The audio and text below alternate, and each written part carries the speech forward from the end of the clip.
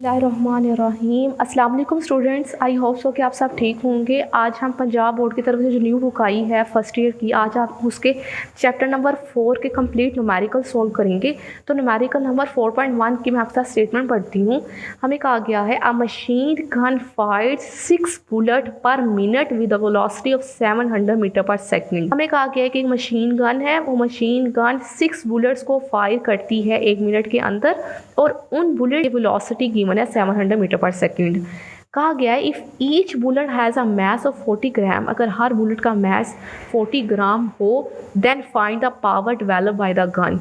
तो हमने ना पावर फाइंड करनी है जो गन डेवलप करेगी। गिवन डाटा की बात करती हैं। गिवन डाटा में हमारे पास number of the bullets fire from the gun, number of bullets जिसको हमने एन से डिनोट किया है वो हमारे पास 6 गिवन है, ठीक है। उसके बाद हम mass of the each bullet जो है उसको हमने एम से डिनोट किया, वो हमारे पास है 40 ग्राम। आपको पता है मैस का ऐसा यूनिट हमारे पास किलोग्राम होता है, तो आप ग्राम को किलोग्राम में कन्वर्ट करोगे। तो आपको पता है कि जब हम ग्राम से किलोग्राम में कन्वर्ट करते हैं ना, तो हम डिवाइड करते हैं 1000 के साथ। तो आपने 40 को डिवाइड करना है 1000 के साथ, तो आपके पास वो किलोग्राम में आ जाएगा। आप जब 40 को 1000 से डिवाइड करोगे ना, तो आपके पास आ जाएगा 0.04 kilogram. Velocity of each bullet जो है, जिसको हमने वी से डिनोट किया है, और वो हमारे पास है 700 मीटर पर सेकंड। और हमें टाइम गिवन है जिसको हमने टी से डिनोट किया, वो हमारे पास है 1 मिनट। तो आपको पता है कि 1 मिनट में हमारे पास 60 सेकंड होती है ना, टाइम का ऐसा यूनिट हमारे पास सेकंड है, तो आपने लिख देना 60 सेकंड लिख देना है। तो फाइंड हमने फाइंड का करना है, हमने पावर डेवलप यानी कि पी हमने फाइंड करना है। तो कैलकुलेशन करती हैं। कैलकुलेशन करने के लिए आप अपना फार्मूला पुट करोगे। आपको पता है हमारे पास पावर इज इक्वल होता है W/T यानी कि रेट ऑफ डूइंग वर्क। अब यहाँ पे तो कहीं भी वर्क गिवन ही नहीं है, तो असल में यहाँ पे हमारे पास जो वर्क है ना, वो हमारे पास है in the form of energy, kinetic energy है। तो आपको पता है ना वर्क और एनर्जी का सेम यूनिट होता है ना हमारे पास, तो इसलिए आप ना वर्क ऐसे लिख दो कि काइनेटिक एनर्जी, यानी कि जब गन से जो बुलेट्स फायर होती हैं ना, तो उनके पास काइनेटिक एनर्जी होती है। तो हम लिख देते हैं पावर इज इक्वल है टोटल काइनेटिक एनर्जी। कौन सी टोटल काइनेटिक एनर्जी? वो 6 बुलेट्स की काइनेटिक एनर्जी जो होगी ना, यानी कि 6 बुलेट की, उसको हम बोल देंगे कि हमारे पास टोटल काइनेटिक एनर्जी है। इसलिए मैंने यहाँ पे स्मॉल सा टी लिखा हुआ है, ठीक है। अच्छा, अब यहाँ से ना हम सबसे पहले क्या करते हैं, काइनेटिक एनर्जी फाइंड करते हैं। सबसे पहले एक बुलेट की फाइंड कर लेते हैं। जब एक बुलेट की आ जाएगी ना, फिर हम 6 बुलेट की फाइंड कर लेंगे।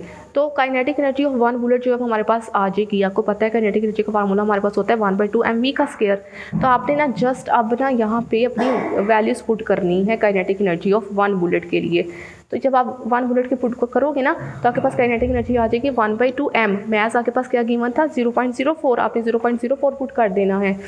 और आपके पास जो है वेलोसिटी वो क्या थी 700 गिवन थी, तो आपने इसके साथ 700 का स्क्वायर कर देना है।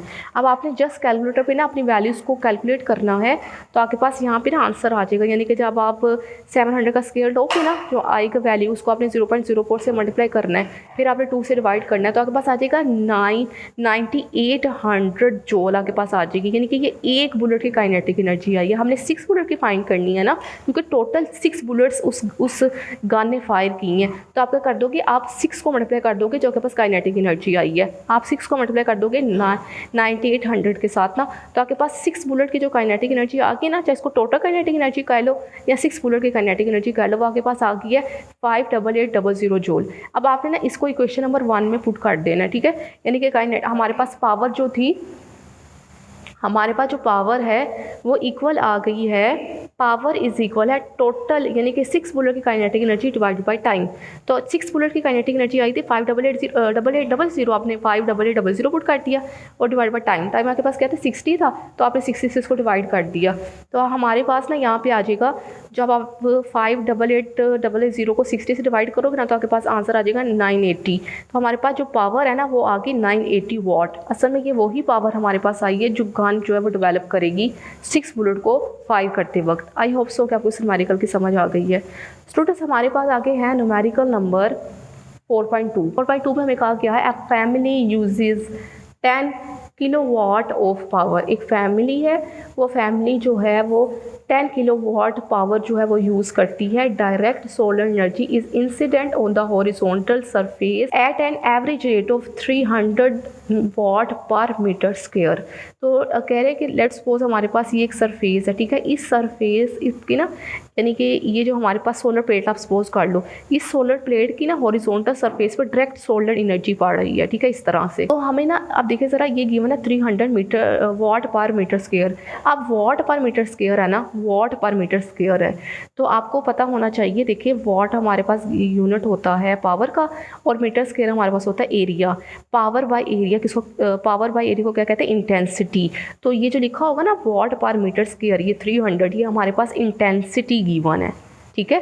कह रहा है if 75% of this energy can be converted into useful electrical energy, how large area is needed to supply 10 kilowatt.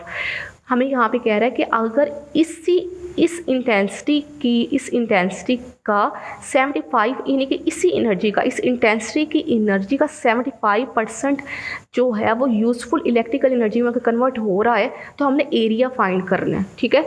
Given data की बात करते हैं। गिवन डाटा में हमें पावर रिक्वायर्ड गिवन है, जो हमें पावर रिक्वायर्ड है ना वो हमें गिवन है, जिसको हमने पी से डिनोट किया। आपको पता है ना पावर को पी से डिनोट करते हैं, वो हमारे पास है 10 किलोवाट गिवन है, 10 किलोवाट।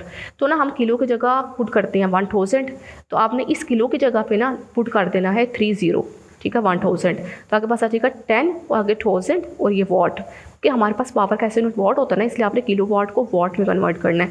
इंटेंसिटी को हमने आई से डिनोट किया ना, वो हमारे पास होता है पावर बाय यूनिट एरिया, वो हमारे पास क्या है 300 वाट पर मीटर स्क्वायर गिवन है।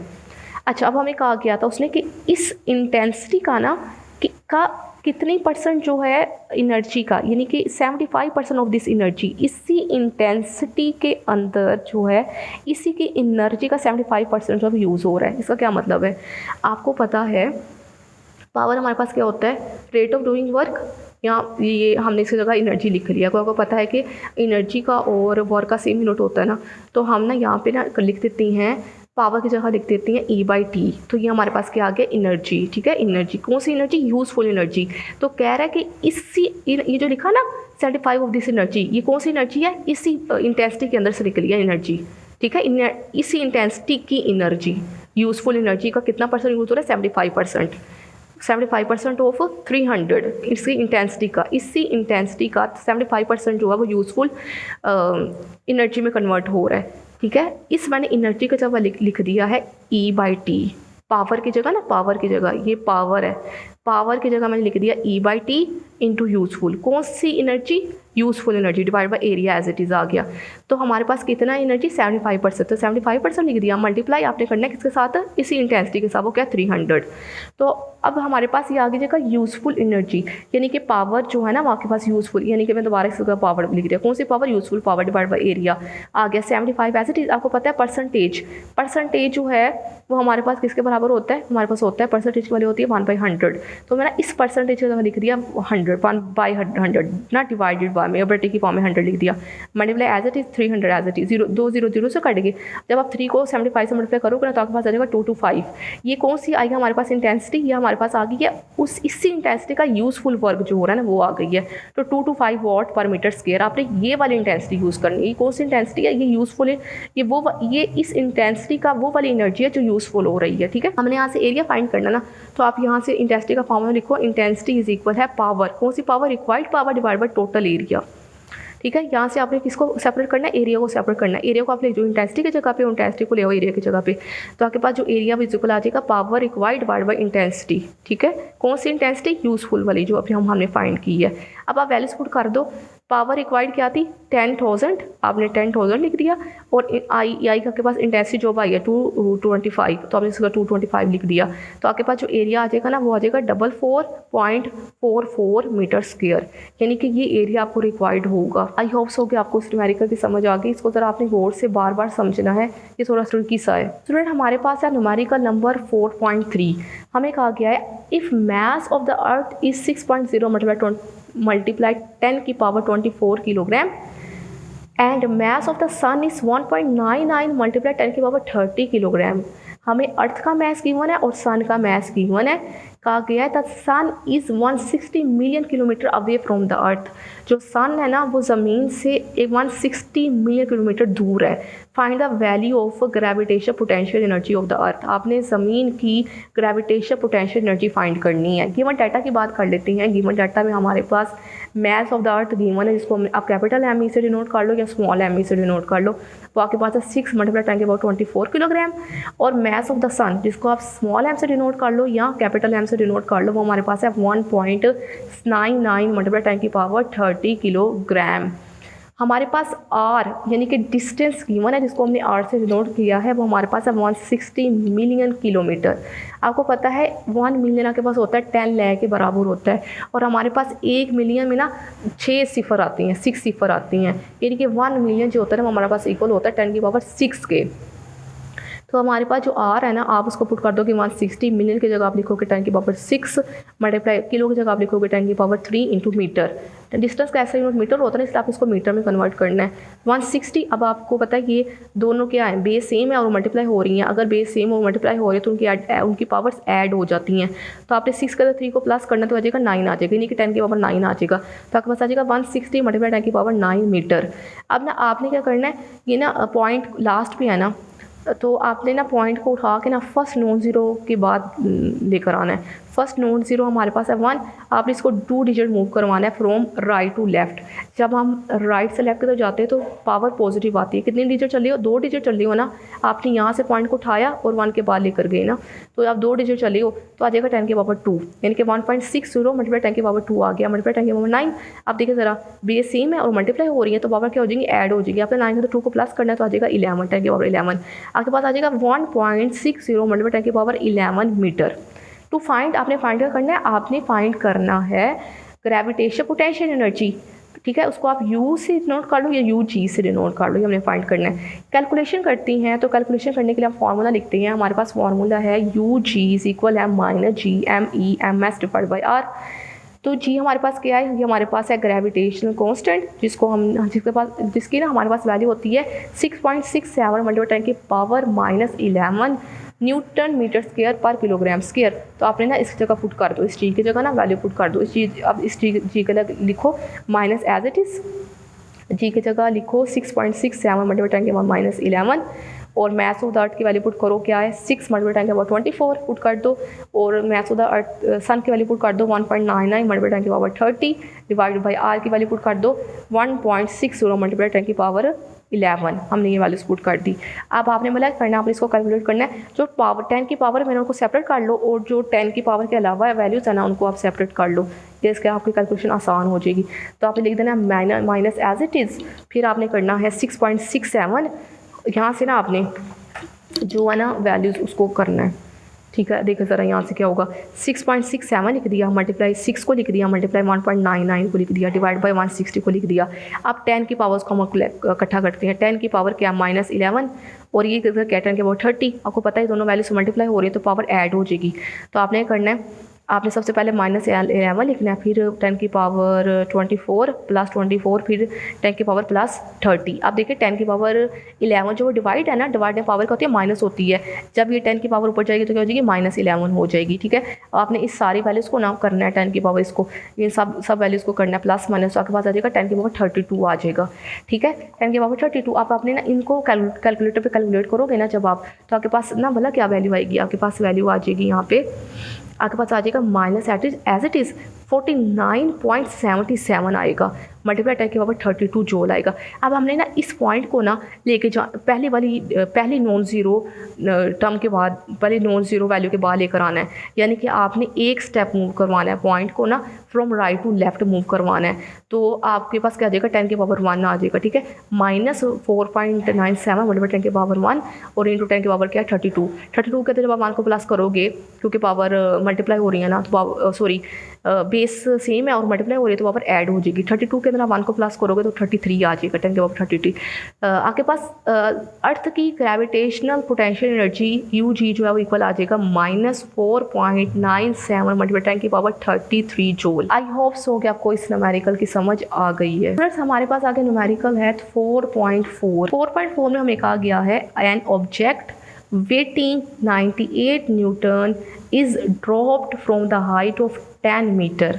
हमें कहा गया है कि हमारे पास ना एक ऑब्जेक्ट है, ठीक है, उस ऑब्जेक्ट का हमें वेट गिवन है, इसको मैंने ना इसके वेट को, इसका वेट हमें गिवन है 98 न्यूटन, मैंने यहाँ पे लिख दिया। अब आपने ना उसको ना एक 10 मीटर की हाइट पर लेकर गए हो, ठीक है, उसको ऊपर लेकर गए हो यहाँ पे। जब आप उसको 10 मीटर की हाइट पे, यानी कि यहाँ से लेकर ना ये ज़मीन की सरफेस से ना उसकी जो हाइट है ना जहाँ पे आप उस ऑब्जेक्ट को ले गए वो है 10 मीटर। जब आप उसको यहाँ से लेकर यहाँ पे 10 मीटर की हाइट पर लेकर गए ना उस ऑब्जेक्ट को, तो आपने उसको ड्रॉप करा दिया, फेंक दिया, ठीक है। तो कह रहा है its speed just before hitting the ground is 12 meter per second. कह रहा है इस ऑब्जेक्ट की स्पीड ज़मीन की सरफेस पर हिट करने से पहले पहले, बिल्कुल करने वाला उससे पहले पहले ना उसकी स्पीड हमें गिवन, इसको हमने 20 से डिनोट किया, हमारे पास है 12 मीटर पर सेकेंड। यानी कि अभी ये ग्राउंड की सरफेस पर ना हिट नहीं किया, बल्कि हिट करने से पहले पहले ये आप करें, थोड़ा सा फासला होगा, ठीक है, दरमियान में, तो उसकी ना हमें स्पीड गिवन है 12 मीटर पर सेकेंड। कह रहा है what is the frictional force acting on it. आपने इसको पर लगने वाली फ्रिक्शन की फोर्स बता, यानी कि जब ये ऑब्जेक्ट ऊपर से नीचे आ रहा होगा तो आपको पता है ना यहाँ पे एयर रेजिस्टेंस मौजूद होगी ना, एयर इस पर फोर्स लगाएगी, हवा इस पर फोर्स लगाओगी, तो वो जो हवा की फोर्स होगी ना वो फ्रिक्शन फोर्स होगी, ठीक है, वो हमने फाइंड करनी है। गिवन डाटा की बात करते हैं। गिवन डाटा में हमें वेट गिवन है जिसको हमने W से डिनोट किया, वो हमारे पास है 98 न्यूटन, ठीक हो गया। आपको पता है W वेट का फॉर्मूला होता है इक्वल mg। अगर हमें वेट गिवन हो तो हम उससे मैस फाइंड कर सकते हैं उस ऑब्जेक्ट का।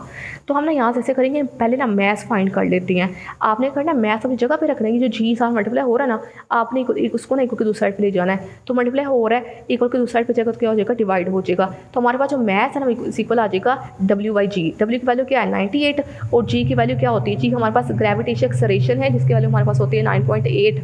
आपने 98 को डिवाइड करना है 9.8 के साथ, आपके पास आ जाएगा 10 किलोग्राम, यानी कि इस ऑब्जेक्ट का जो मैस होगा ना वो होगा 10 किलोग्राम। यहाँ मैंने लिख दिया, ठीक है, मैस इज इक्वल 10 किलोग्राम।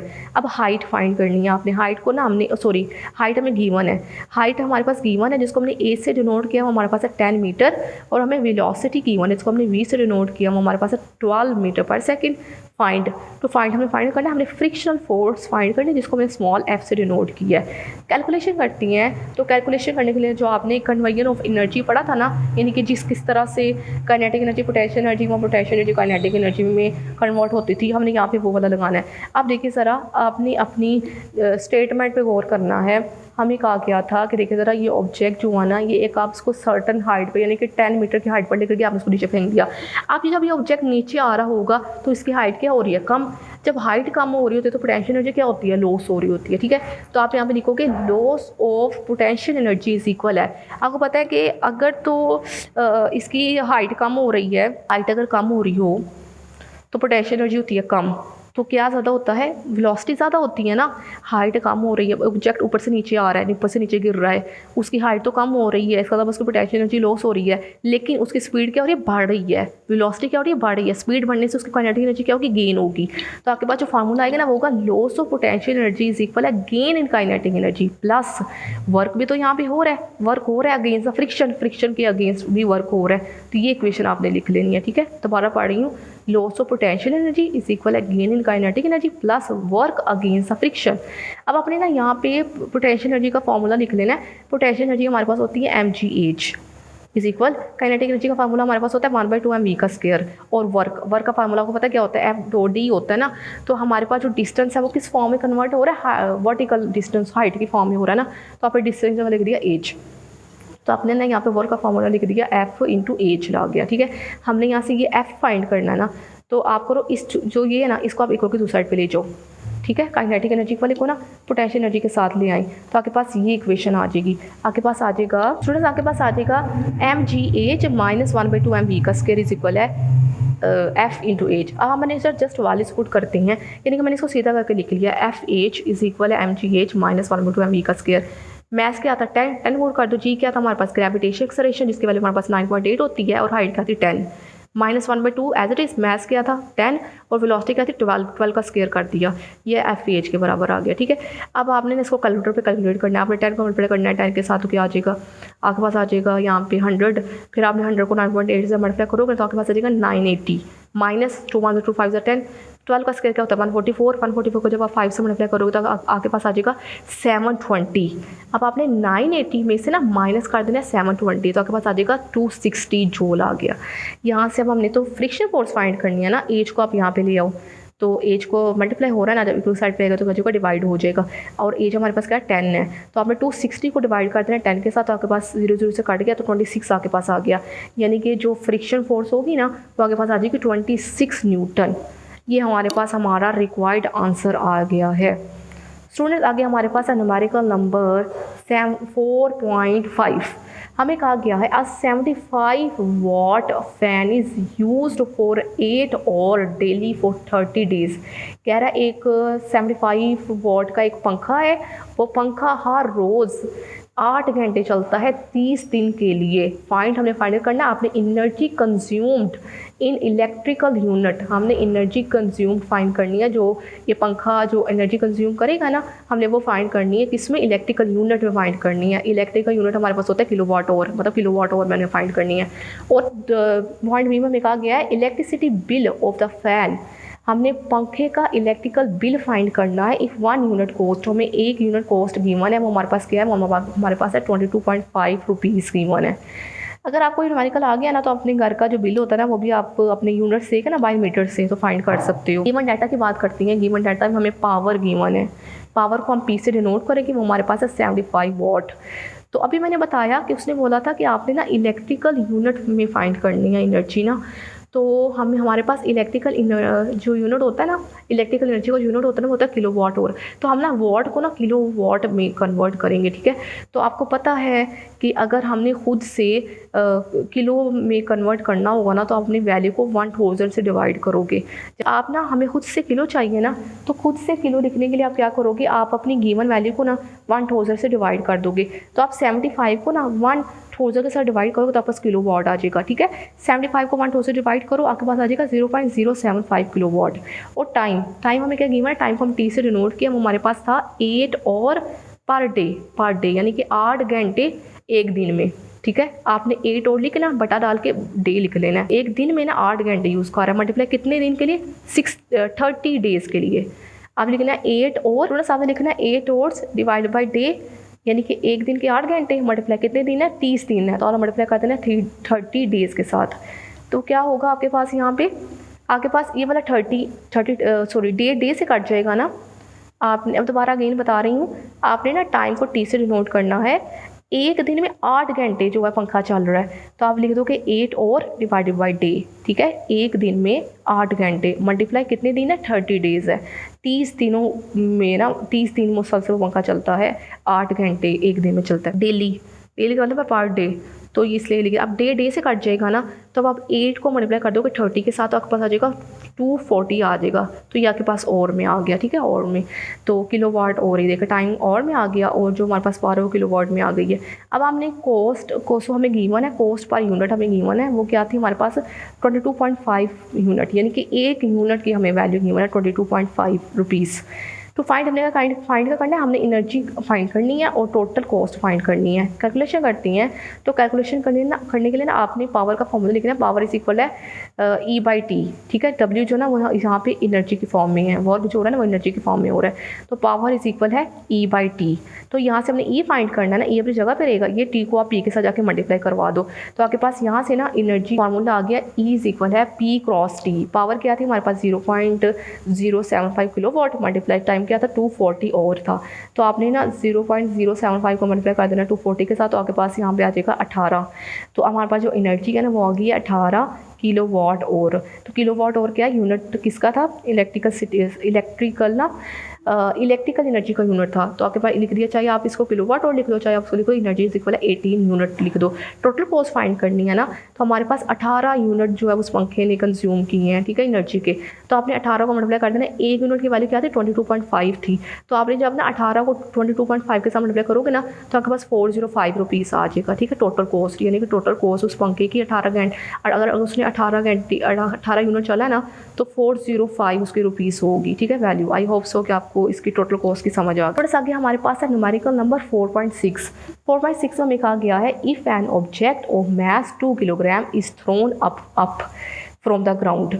क्या कहा गया है कि एक ऑब्जेक्ट है जिसका मैथ हमें 2 किलोग्राम गिवन है, तो कह रहा है हमने इसे ग्राउंड से ना थ्रो अप ऊपर की तरफ फेंका है। जैसे ऐसे हम बॉल को ऐसे ऊपर फेंकते हैं ना, ऐसे हमने ऑब्जेक्ट को ऊपर फेंका है, रीच हाइट ऑफ 5 मीटर, और वो जो ऑब्जेक्ट है वो 5 मीटर की हाइट तक पहुंचा है एंड फॉल बैक, और वापस आ गए टू द अर्थ ज़मीन पर। लेट्स सपोज ये है हमारे पास वो ऑब्जेक्ट, ठीक है, ये हमारे पास है ग्राउंड, ये ग्राउंड है हमारे पास। तो हमने ना इस ऑब्जेक्ट को यहाँ से पकड़ा और उसको यहाँ पे फेंक दिया, कितनी मीटर की हाइट पर, 5 मीटर की हाइट पर हमने उसको ऊपर फेंक दिया। अच्छा, वो ऑब्जेक्ट ऊपर गया है, ऊपर जाके वो दोबारा नीचे आ गया, ठीक है, नीचे आ गया वो। अब कह रहा है कैलकुलेट 1 पे कह रहा है work done by the gravity, हमने वर्क फाइंड करना है by the gravity when object reach at the 5 meter height. जब ये ऑब्जेक्ट इस 5 मीटर की हाइट पर जाएगा ना, तो आपने बताना है कितना वर्क करेगा।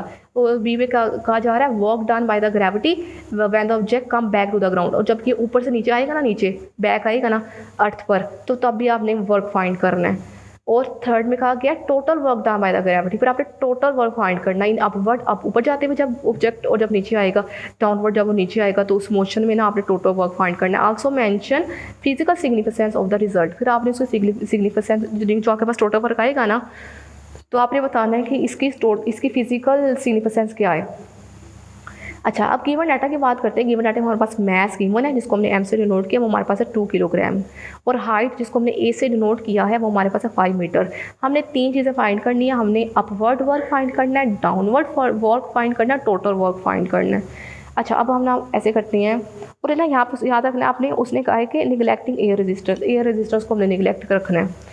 अच्छा, अब सबसे पहले हम फाइंड करते हैं अपवर्ड वर्क हमारे पास होता है एफ डी कोस थीटा ना, हमारे पास वर्क का फार्मूला होता है एफ डी कोस थीटा। अच्छा, आपने ऑब्जेक्ट को फेंका ऊपर, लेट्स सपोज ये आपके पास है ऑब्जेक्ट, आपने ऑब्जेक्ट को फेंका ऊपर। जब आपने ऑब्जेक्ट को ऊपर फेंका तो इसका डिस्प्लेसमेंट ये ऊपर की तरफ मूव कर रहा है ना, तो इसकी डायरेक्शन क्या है, इसकी डिस्टेंस की, यानी कि इसकी डिस्प्लेसमेंट की डायरेक्शन क्या, अपवर्ड, ठीक है। लेकिन जो इस पर ग्रेविटी की जो फोर्स लग रही है वो क्या है, डाउनवर्ड, ठीक है, फोर्स जो लग रही है डाउनवर्ड, और जो डिस्प्लेसमेंट कवर हो रहा है वो अपवर्ड, यानी कि दोनों का डायरेक्शन क्या, ऑपोजिट। और आपको पता है जब ऑपोजिट डायरेक्शन हो तो हमारे पास एंगल क्या बन रहा होता है, 180, तो हमारे पास जो थीटा होगा ना वो होगा 180, ठीक है, यानी कि डिस्प्लेसमेंट हो रहा है ऊपर की तरफ, क्योंकि हमने बॉल ऑब्जेक्ट को ऊपर की तरफ फेंका है, और उस पर जो ग्रेविटी की फोर्स लग रही है वो क्या है, डाउनवर्ड। तो थीटा क्या होगा, थीटा हमारे पास होगा 180 डिग्री होगा। तो आपने ना यहाँ पे लिख देना थीटा की जगह 180। अब हम जस्ट वैल्यूज पुट करते हैं, हमारे पास जो फोर्स है ना वो है उसका अपना ही वेट, यानी कि mg है, और जो हमारे पास डिस्टेंस है ना वो क्या है, हाइट की फॉर्म में हो रहा है ना, यानी कि वर्टिकल डिस्टेंस कवर हो रहा है, तो जो d होगा ना वो हो जाएगा एज के बराबर है। तो ठीक, मैं अब हम वैल्यूज पुट करते हैं। मैथ हमारे पास है 2, g की वैल्यू क्या है, ग्रेविटी एक्सेलरेशन की वैल्यू हमारे पास होते हैं 9.8, हाइट क्या है हमारे पास 5 की 1 है, कोस 180 हमारे पास होता है -1। आपने सारी वैल्यूज को कैलकुलेटर पर कैलकुलेट करना है, तो हमारे पास ये आंसर आ जाएगा -2 को मल्टीप्लाई करना 9.8 के साथ, और 9.8 को मल्टीप्लाई करना 5 के साथ, तो हमारे पास आंसर आ जाएगा -98 आ जाएगा। यानी कि अपवर्ड जो वर्क होगा ना, अपवर्ड वर्क, वो हमारे पास आ गया 98 -98 जूल। अब हमने डाउनवर्ड वर्क फाइंड करना है ना, तो डाउनवर्ड वर्क लिखोगे mgh कोस थीटा। अब आपने ना यहाँ पे ना थीटा देखना क्या हो रहा है। अब देखिए सारा स्टूडेंट्स के हमारे पास जब ऑब्जेक्ट ऊपर से नीचे आएगा ना, तो उसकी डिस्टेंस किस में कवर कर रहा है, डाउनवर्ड, यानी कि डिस्प्ले जो हमारे पास डिस्टेंस है वो क्या है, डाउनवर्ड, और जो हमारे पास ग्रेविटी की जो फोर्स लग रही है वो भी क्या है, डाउनवर्ड। दोनों की डायरेक्शन क्या है, सेम है, यानी कि ये हमारे पास डिस्प्लेसमेंट की डायरेक्शन और ये हमारे पास ग्रेविटेशन फोर्स की डायरेक्शन, दोनों की डायरेक्शन क्या है, सेम है। और अगर डायरेक्शन सेम हो तो एंगल क्या होता है, 0 डिग्री होता है। तो आपने थीटा की जगह पुट कर दिया 0 डिग्री, ठीक है। कोस 0 क्या होता है, हमारे पास 1 के बराबर होता है। आपने ना वैल्यूज पुट करनी है। मैथ्स हमारे पास है 2, जी की वैल्यू क्या 9.8 और एज क्या 5। आपने इसको कैलकुलेटर पे कैलकुलेट करना है, तो 98 जो आएगा। वर्क ना दोनों में सेम आ रहा है, ये अपवर्ड था तो नेगेटिव आया, ये डाउनवर्ड है तो पॉजिटिव आया, ये है। अब टोटल वर्क फाइंड कर लेते हैं। टोटल वर्क हमारे पास होता है, आपने अपवर्ड वर्क को और डाउनवर्ड वर्क को प्लस कर लेना है।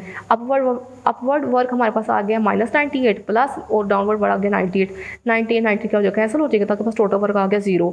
अब ये जो टोटल वर्क 0 आया ना, इसकी क्या सिग्निफिकेंस है, ठीक है, तो इसका क्या मतलब है हम ये बताएंगे। तो इसकी फिजिकल सिग्निफिकेंस ये है, कहता है ग्रेविटी इज़ अ कंजर्वेटिव। हमारे पास जो ग्रेविटी होती है ना वो कंजर्वेटिव कंजर्वेटिव होती है। कंजर्वेटिव का मतलब क्या है कि net work over a close path is zero.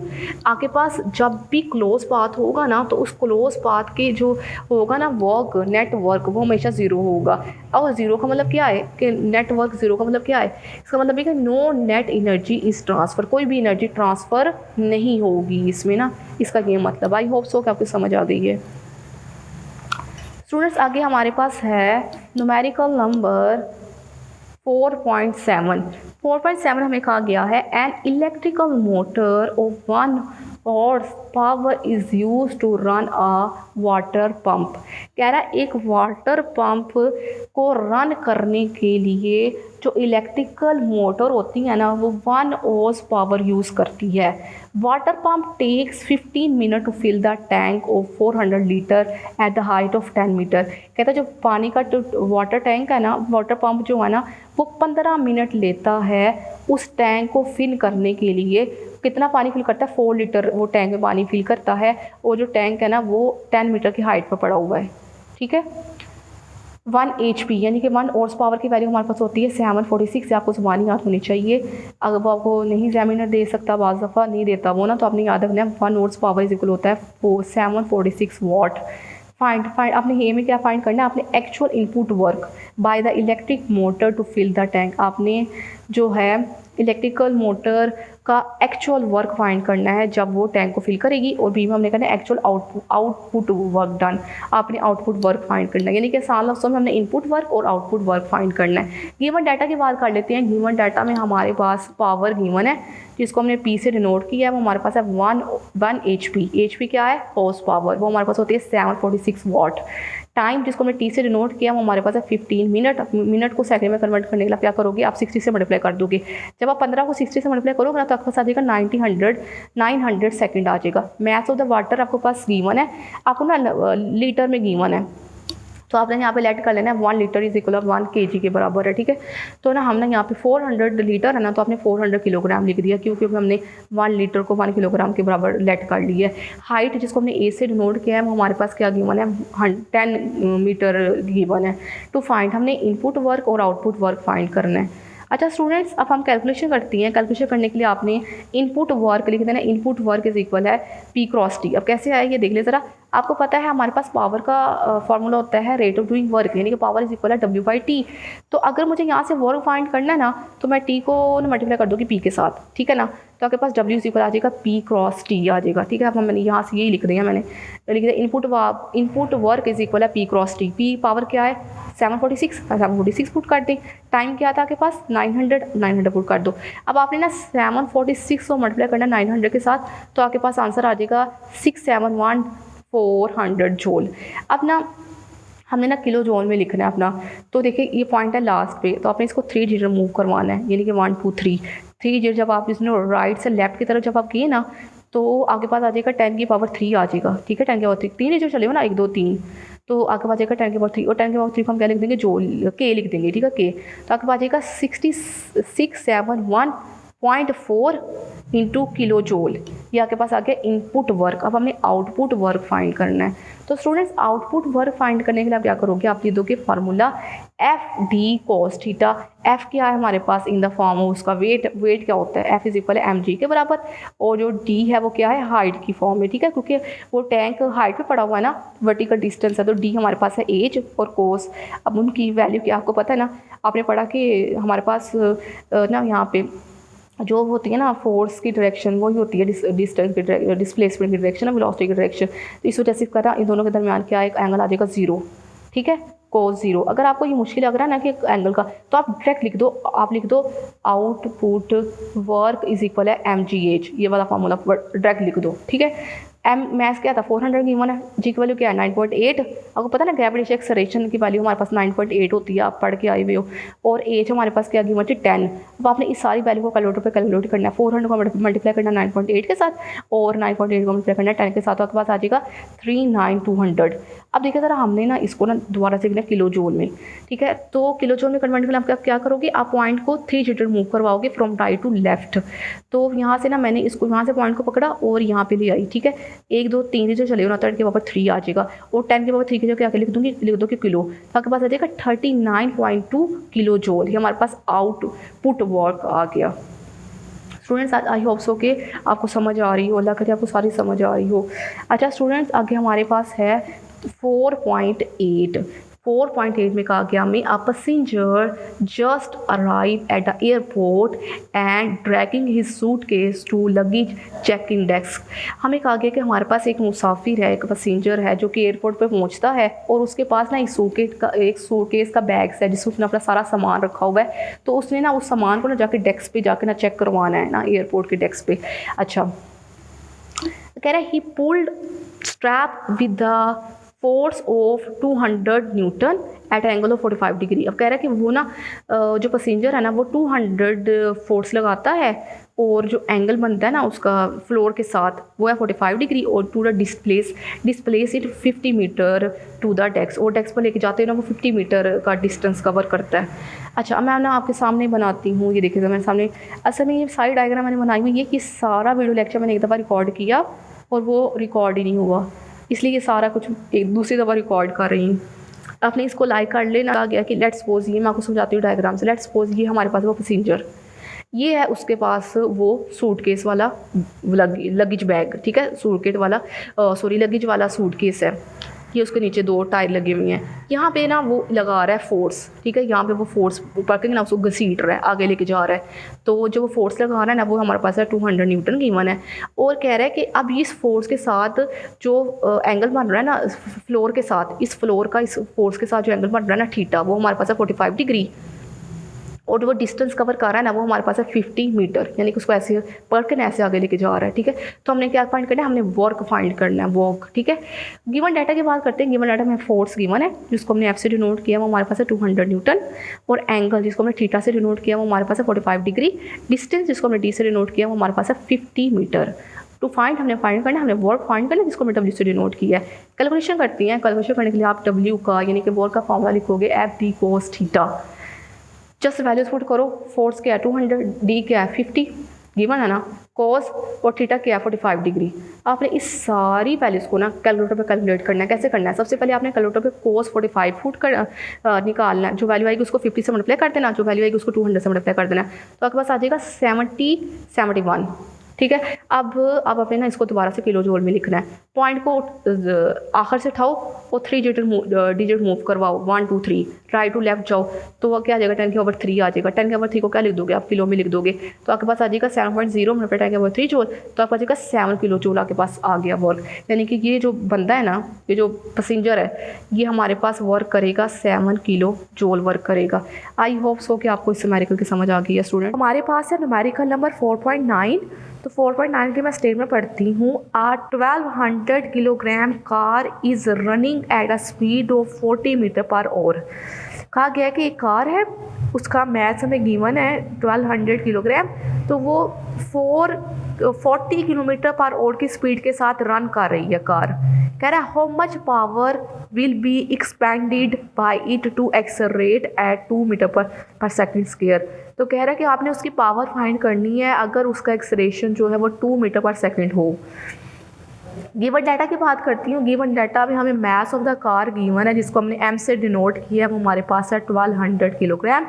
Speed of the car हमें गिवन है जिसको हमने वी से डिनोट किया, वो हमारे पास है 40 किलोमीटर पर आवर। तो आपको पता है हमारे पास जो है स्पीड का ऐसे यूनिट मीटर पर सेकंड होता है ना, तो आप किलोमीटर पर आवर को ना मीटर पर सेकंड में कन्वर्ट करोगे, तो आपको करोगे इस किलो की जगह आप लगा दोगे 10⁻³ और पर आवर बटे में आप लिख दोगे 3600, क्योंकि ना 1 घंटे में ना हमारे पास 3600 सेकंड्स होती हैं, तो आपके पास ये मीटर पर सेकंड में कन्वर्ट हो जाएगा। जब आप 40 को मल्टीप्लाई करोगे ना 10⁻³ के साथ, उसको डिवाइड करोगे 3600 के साथ, आपके पास आ जाएगा 11.11 आ जाएगा आपके पास, ठीक है। और हमें एक्सेलरेशन गिवन है जिसको हमने ए से डिनोट किया, हमारे पास है 2 meter per second square. Find करना, हमने पावर फाइंड करनी है, पावर को हम पी से डिनोट करते हैं, कैलकुलेशन करती हैं। तो कैलकुलेशन करने के लिए ना आपको पता है हमारे पास पावर का फॉर्मूला होता है, पावर हमारे पास इक्वल होता है वर्क बाय टाइम, यानी कि रेट ऑफ डूइंग वर्क। और आपको पता है जो वर्क होता है वो हमारे पास क्या होता है, वर्क हमारे पास होता है एफ डॉट डी के बराबर होता है डिवाइडेड बाई टी। तो आप क्या करोगे, ये जो डी बाई टी है ना, rate of displacement, rate of change of displacement is called velocity. तो आपके पास ये आ जाएगा एफ डॉट वी आ जाएगा, ठीक है। तो मैंने ये वाला फॉर्मूला लगाया है, पावर इज इक्वल है एफ डॉट वी, आपने चैप्टर में पढ़ लिया होगा। तो स्टूडेंट्स आपके पास आ गया पावर इज इक्वल है एफ डॉट वी आ गया ना। तो आपके पास आपको पता है डॉट जो होता है ना एफ वी कॉस थीटा के बराबर होता है। आपने इसको इक्वेशन में 1 कह देना। आप देखिए हमारे पास कहीं पे भी ना, हमारे पास कहीं पे भी फोर्स गिवन नहीं है। तो सबसे पहले हम फोर्स फाइंड करेंगे, ठीक है। आप न्यूटन सेकंड लॉ को यूज़ करोगे। न्यूटन सेकंड लॉ के पास क्या है, एफ इज इक्वल है एम ए। तो यहाँ से आप फोर्स निकालोगे। मैथ्स के हमारे पास 1200, आप 1200 पुट कर दो, और एक्सलेरेशन क्या था हमारे पास 2 था।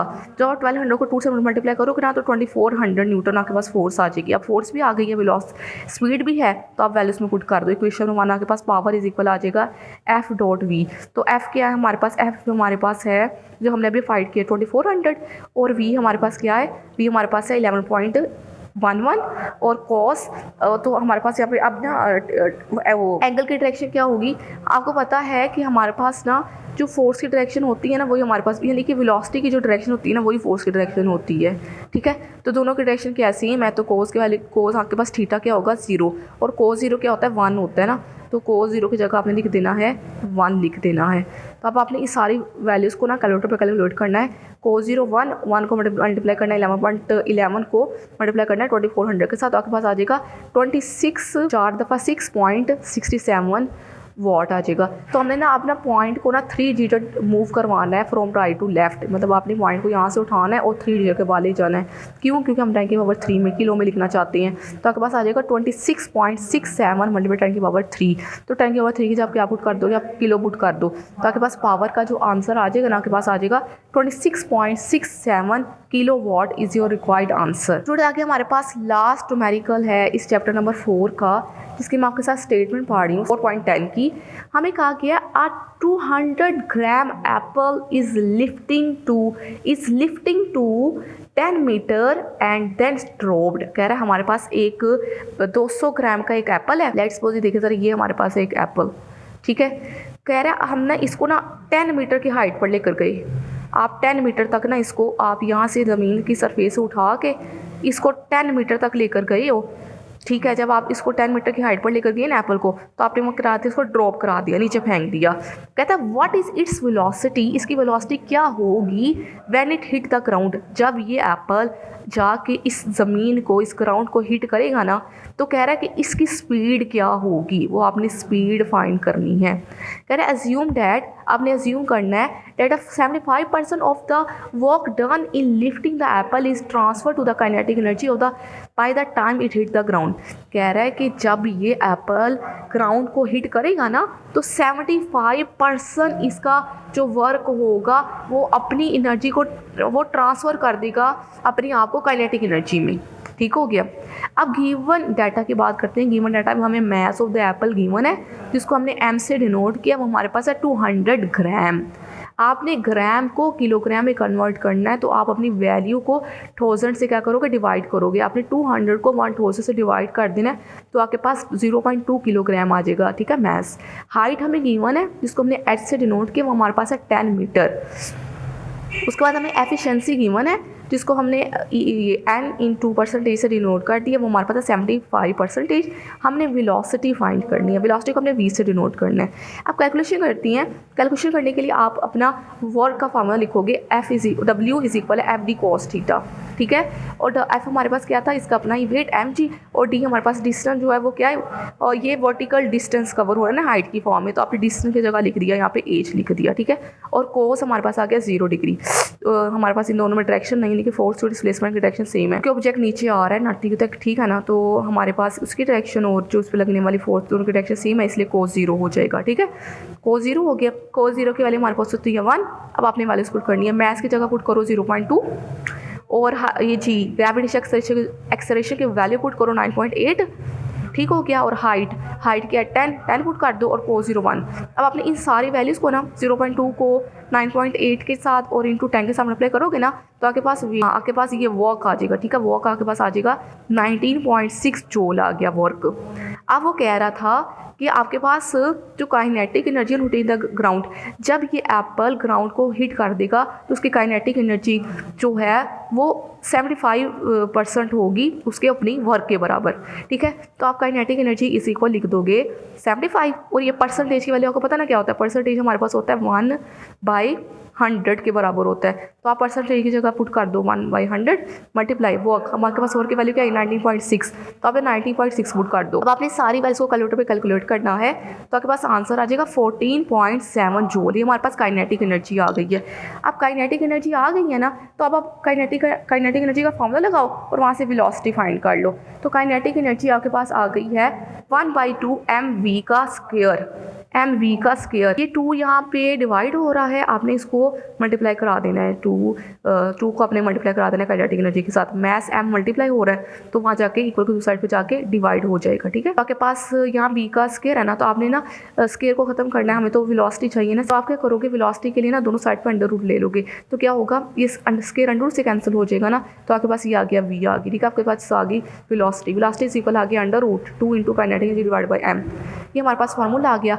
आपने जस्ट वैल्यूज पुट करनी है। काइनेटिक एनर्जी का 2 as it is kinetic energy की वैल्यू जो हमारे पास अभी आई थी वो क्या थी 14 भी हमने फाइंड किया ना काइनेटिक एनर्जी 14.7, अब पुट कर दो 14.7 डिवाइडेड बाई मैथ हमारे पास क्या था 0.2 को।